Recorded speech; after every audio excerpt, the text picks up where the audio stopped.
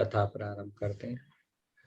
बोलो वृंदावन बिहारी लाल की जय। जय जय जय श्री राधे श्री राधे श्याम। श्याम। जय जय श्री राधे श्याम।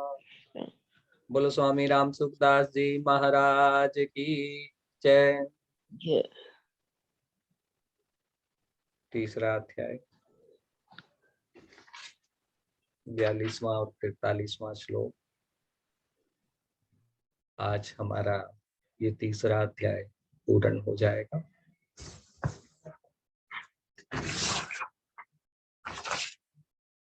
इंद्रियों को स्थूल शरीर से पर श्रेष्ठ, सबल, प्रकाशक, व्यापक तथा सूक्ष्म कहते हैं कि इंद्रियां जो हैं वो स्थूल शरीर से श्रेष्ठ हैं, प्रबल हैं, प्रकाशक हैं। इंद्रियों से पर, इंद्रियों से श्रेष्ठ मन है, मन से भी श्रेष्ठ बुद्धि है, और जो बुद्धि से भी श्रेष्ठ है वह काम है।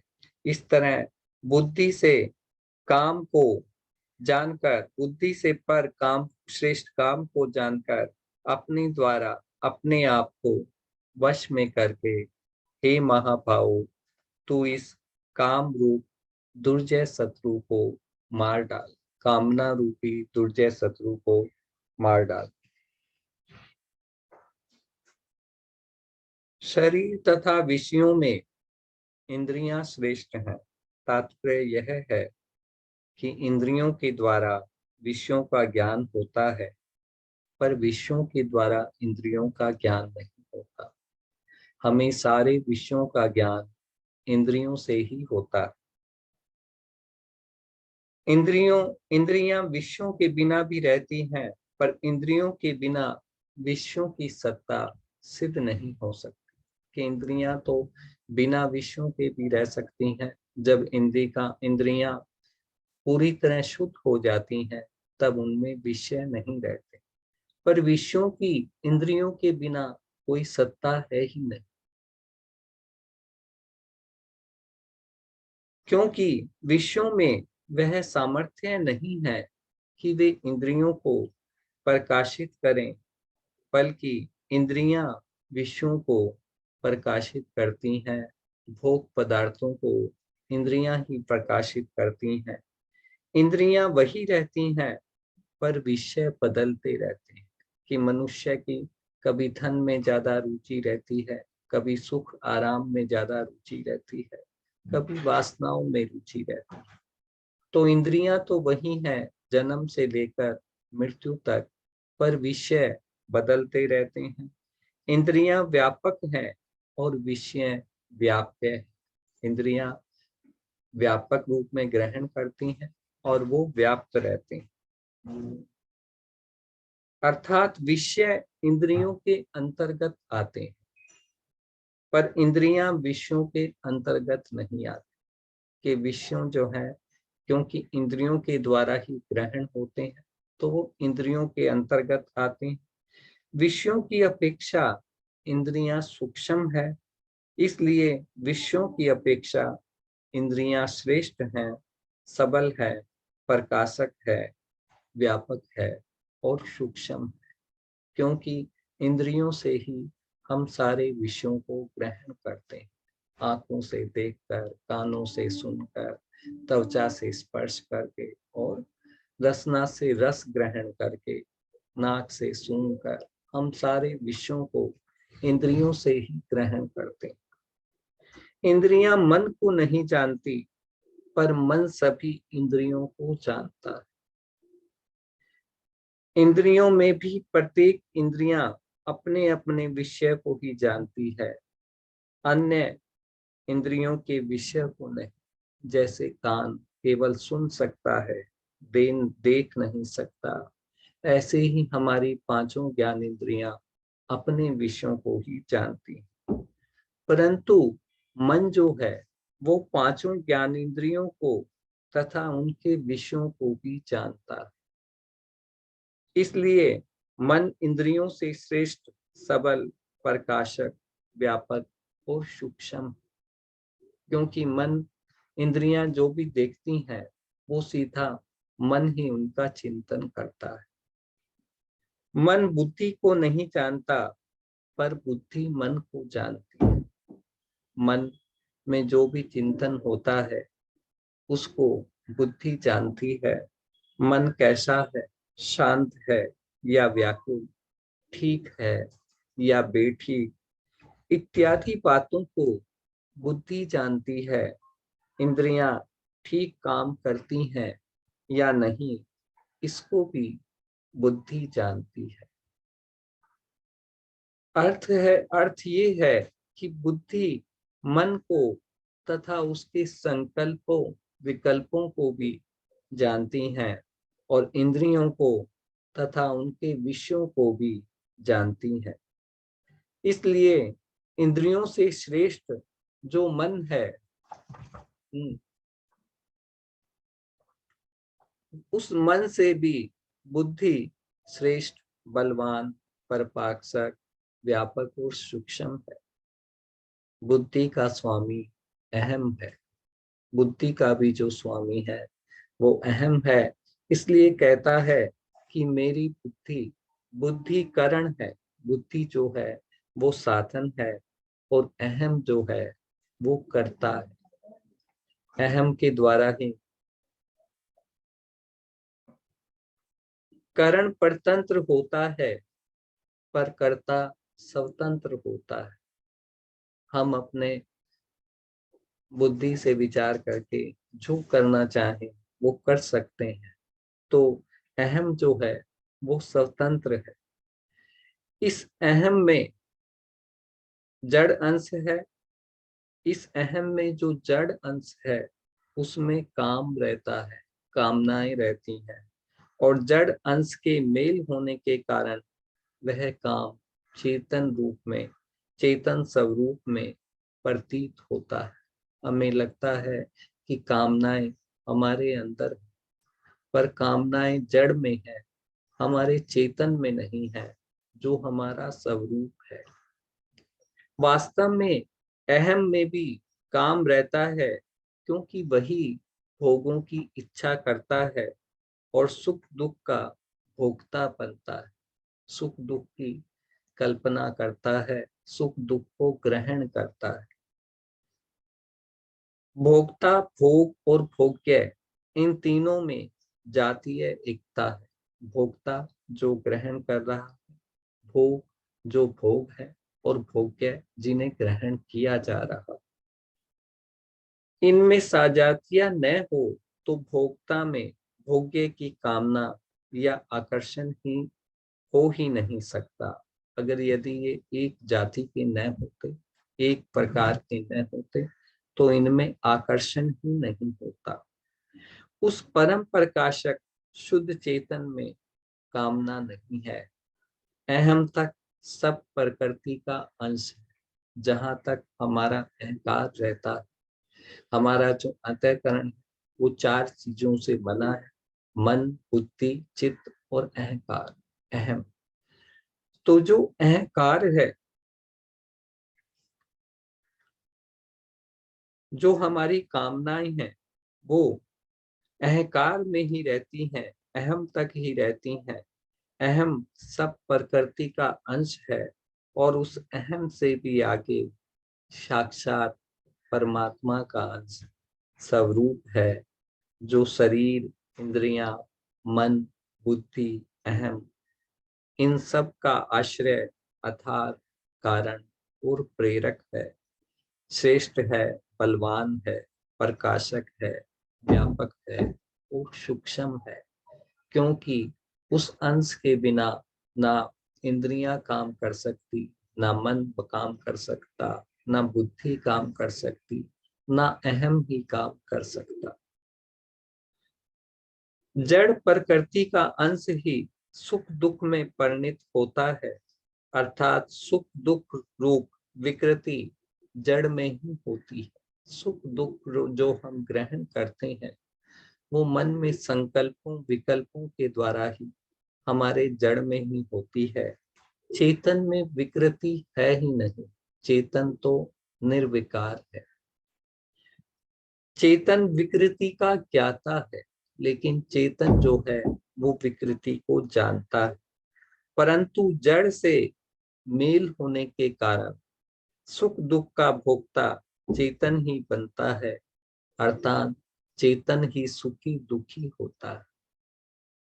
केवल जड़ में सुखी दुखी होना नहीं बनता, तात्पर्य यह है कि अहम में भी जो जड़ अंश है, अहंकार में भी जो जड़ अंश है, उसके साथ तादात्म्य होने से चेतन भी अपने को मैं भोगता हूँ ऐसा मान लेता है, मैं सुखी हो रहा हूँ, मैं दुखी हो रहा हूँ ऐसा मान लेता है।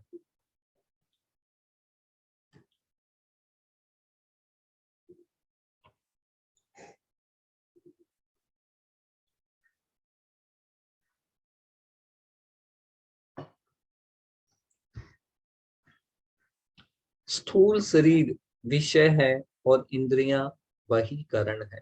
इंद्रियां जो है वो बाहरी साधन है, इंद्रियों के द्वारा ही सब ग्रहण करते हैं, और मन बुद्धि जो है वो अंतःकरण है, वो हमारे भीतरी साधन है।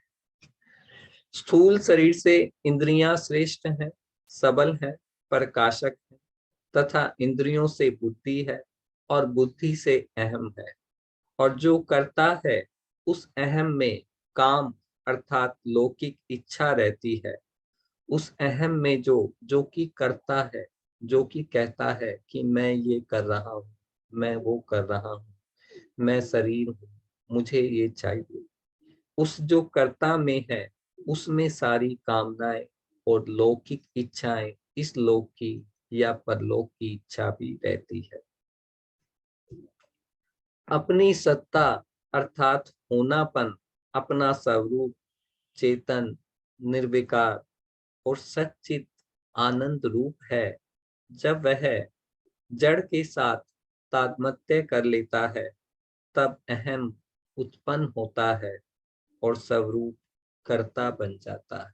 कि वैसे तो कर स्वरूप निर्विकार है, लेकिन जब वह जड़ के साथ मेल करके अहम उत्पन्न होकर, मैं हूं का भाव उत्पन्न होकर वह कर्ता बन जाता है। इस प्रकार कर्ता में एक जड़ अंश होता है और एक चेतन अंश। जड़ अंश जो कि मैं करता हूं स्वीकार करता है, और चेतन अंश जिसकी सहायता से वो स्वीकार करता है। जड़ अंश की मुख्यता से संसार की तरफ और चेतन अंश की मुख्यता से परमात्मा की तरफ आकर्षित होता है। जीव जो है जड़ अंश की जब मुख्यता रहती है तब तो वो संसार की ओर, और जब चेतन अंश की मुख्यता रहती है तब वो परमात्मा की तरफ आकर्षण होता है। तात्पर्य यह है कि इससे जड़ अंश की प्रधानता से लौकिक संसार की इच्छाएं रहती हैं, और चेतन अंश की प्रधानता से परमात्मा की इच्छा रहती है। कि जड़ अंश में तो जो है संसार भरा हुआ है कि मुझे धन चाहिए, मुझे घर चाहिए, मुझे बहुत सारी ऐशो आराम चाहिए, लेकिन जो चेतन अंश है उसमें रहता है कि मैं परमात्मा को प्राप्त कर लूं। जड़ अंश मिटने वाला है, इसलिए लौकिक इच्छाएं मिटने वाली। कि जड़ अंश तो समाप्त होने वाला है, इसलिए उसकी कामनाएं भी समाप्त होने वाली है, और चेतन अंश सदा रहने वाला है, इसलिए परमात्मा की इच्छा भी पूरी होने वाली है। इसलिए सांसारिक कामनाओं की निवृत्ति और परमार्थिक परमात्मा के काम की इच्छा, संसार से छूटने की इच्छा, स्वरूप बोध की जिज्ञासा, स्वरूप को प्राप्त करने की जिज्ञासा और भगवत प्रेम की अभिलाषा की पूर्ति होती है। कि कामनाएं तो एक एक करके समाप्त होती हैं, उनकी निवृत्ति होती रहती है, लेकिन जो सच्चे मन से परमात्मा के मार्ग पर चलता है उसकी अभिलाषा पूर्ण होती है, परमात्मा की प्राप्ति होती है। लौकिक इच्छाएं उत्पन्न हो सकती हैं पर टिक नहीं रह सकती, सदा एक सी नहीं रहती, या तो बदलती रहती है या नष्ट होती रहती है। परंतु परमात्मा को जो पाने की इच्छा है वो दब सकती है, मिट नहीं सकती, क्योंकि स्वाभाविक है जब हम कोई तीर्थ स्थल पर जाते हैं तब हमारा मन बुद्धि सब पवित्र हो जाते हैं, शुद्ध हो जाते हैं, क्योंकि तब सात्विक गुण प्रकट हो जाता है और वो परमात्मा के प्रेम को प्रकट करता है जिसको संसार ने दबा रखा था। तो परमात्मा की इच्छा मिटती नहीं है, दब सकती है। इसलिए साधक को, कारण कि लौकिक इच्छाएं जो हैं, संसारिक इच्छाएं जो हैं, वो अवास्तविक है और परमात्मा को पाने की इच्छा वास्तविक है। इसलिए साधक को न तो संसार की इच्छाओं की पूर्ति की आशा रखनी चाहिए और न परमात्मा को पाने की इच्छा की पूर्ति से निराश ही होना चाहिए। उसे इस बात से निराश नहीं होना चाहिए कि मुझे परमात्मा मिलेंगे या नहीं मिलेंगे। वस्तुतः मूल में इच्छा एक ही है जो अपने अंशी परमात्मा की है, कि हमारा जो चेतन स्वरूप है वह परमात्मा का ही अंश है और उसकी सबसे बड़ी इच्छा यही है कि मैं परमात्मा को पालूं। परंतु जड़ के संबंध से इस इच्छा के दो भाग हो जाते हैं। मनुष्य अपनी वास्तविक इच्छा की पूर्ति जड़ संसार के द्वारा करने के लिए जड़ पदार्थों की इच्छा करने लगता है, कि जब वो जड़ से मेल कर लेता है तो उसे ये लगता है कि मैं जड़ पदार्थों को पाकर परमात्मा को पा रहा हूँ, तो वह जड़ पदार्थों की इच्छाएं करने लगता है जो उसकी भूल है। कारण कि संसार की जो इच्छाएं हैं वो पर धर्म है और जो परमात्मा को पाने की इच्छा है वो सब धर्म है, क्योंकि वह परमात्मा का अंश है। परंतु साधक में संसारिक और परमात्मिक परमात्मा को पाने की दोनों इच्छाएं रहने से द्वंद्व पैदा हो जाता है। द्वंद्व होने से साधक में भजन, ध्यान, सत्संग आदि के समय तो परमात्मा को पाने की इच्छा जागृत रहती है, पर अन्य समय में वह इच्छा दब जाती है और लौकिक भोग संग्रह की इच्छा उत्पन्न हो जाती है। लौकिक इच्छाओं के रहते हुए साधक में साधन करने का एक निश्चय स्थिर नहीं रह सकता, कि जब तक हमें संसार को पाने की इच्छा है, भौतिक पदार्थों को पाने की इच्छा है, धन को पाने की इच्छा है, तब तक हमारा मन परमात्मा को पाने की इच्छा में, ध्यान में, सत्संग में, समाधि में स्थिर नहीं रह सकता। परमार्थिक इच्छा जागृत हुए बिना साधक की उन्नति नहीं होती। जब तक परमात्मा को पाने की इच्छा जागृत न हो तब तक उसकी उन्नति नहीं होती।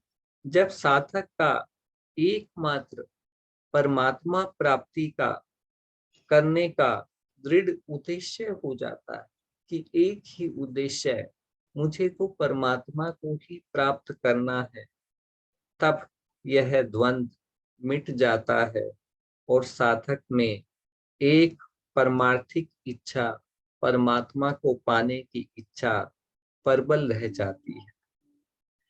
एक ही परमार्थिक इच्छा प्रबल होने से साधक सुगमता पूर्वक परमात्मा प्राप्ति कर लेता है।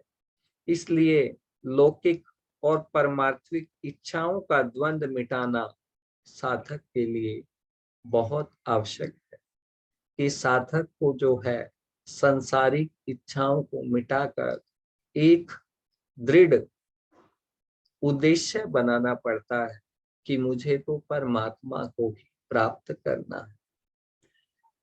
शुद्ध स्वरूप से अपने अंशी परमात्मा की ओर स्वतः एक आकर्षण या रुचि विद्यमान रहती है, जिसको प्रेम कहते हैं।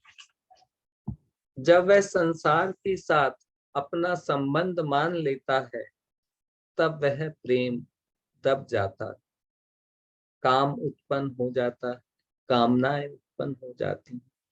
जब तक काम रहता है, तब तक प्रेम जागृत नहीं होता, परमात्मा का प्रेम तब तक जागृत नहीं होता। हम पूजा करते हैं, मन नहीं लगता, ध्यान करते हैं, मन नहीं लगता, क्योंकि संसार की इच्छाएं प्रबल रहती हैं, वो मन को दौड़ा दौड़ा के ले जाती हैं। जब तक कामनाएं रहती हैं, तब तक प्रेम जागृत नहीं होता, और जब तक प्रेम नहीं जागृत नहीं होता, तब तक कामनाओं का, काम का सर्वथा नाश नहीं होता।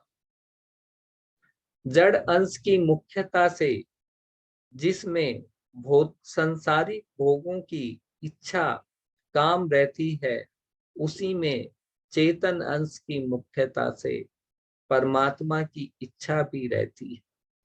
अतः वास्तव में काम का निवास जड़ अंश में ही है, पर वह भी चेतन के संबंध से ही है, क्योंकि चेतन के बिना तो जड़ का कोई अस्तित्व ही नहीं है।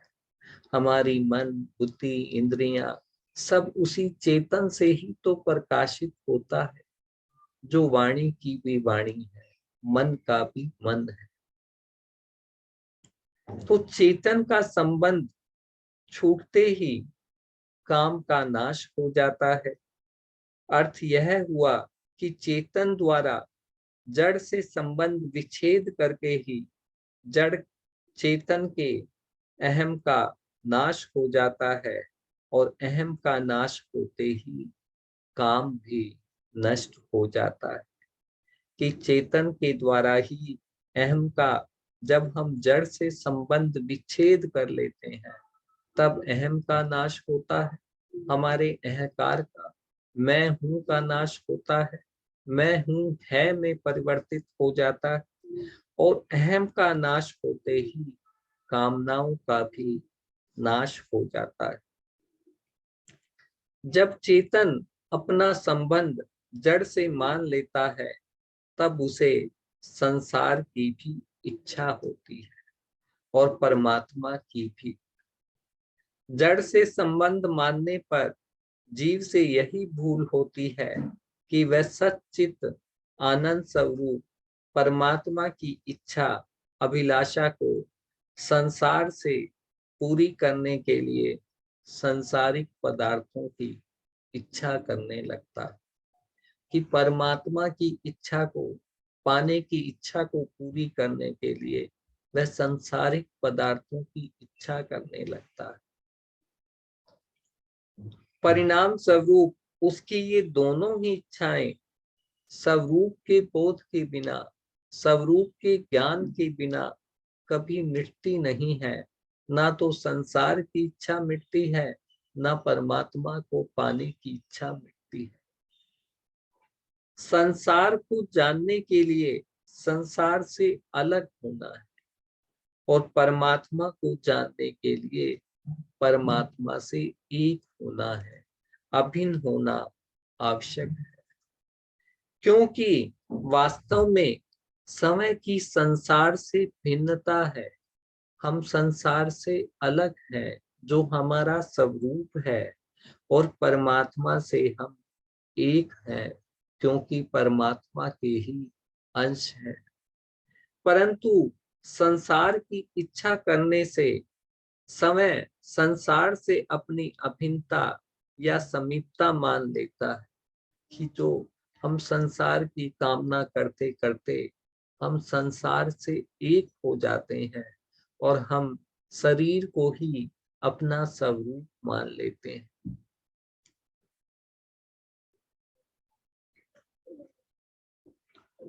जो कभी संभव नहीं है और परमात्मा की इच्छा करने से समय परमात्मा से अपनी भिन्नता या दूरी मान लेता है, पर इसकी संभावना भी नहीं है कि हम परमात्मा से कभी दूर हो ही नहीं सकते।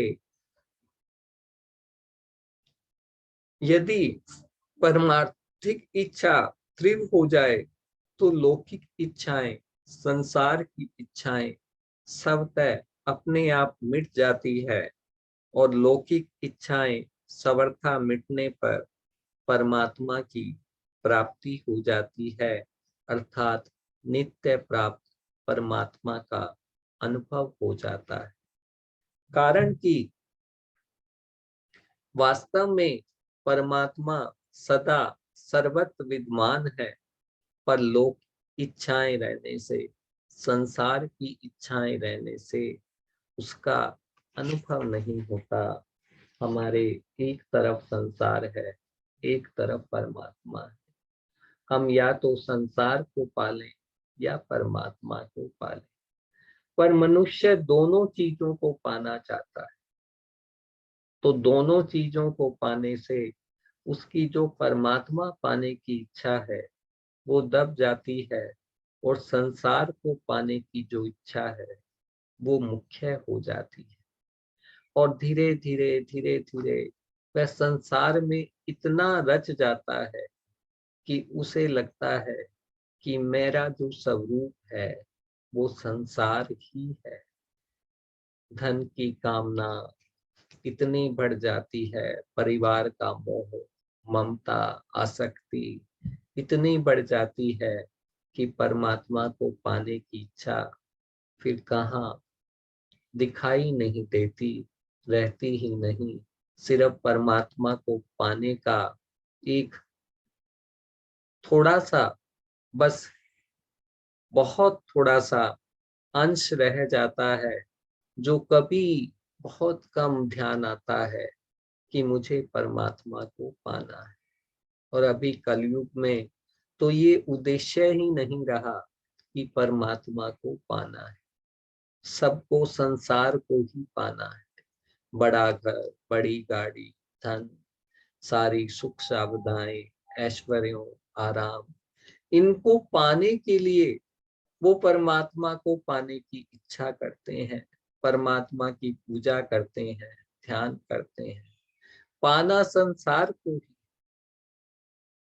तो स्वामी जी यही कहते हैं कि जब तक संसार को पाने की इच्छा रहेगी तब तक परमात्मा को प्राप्त नहीं कर सकते।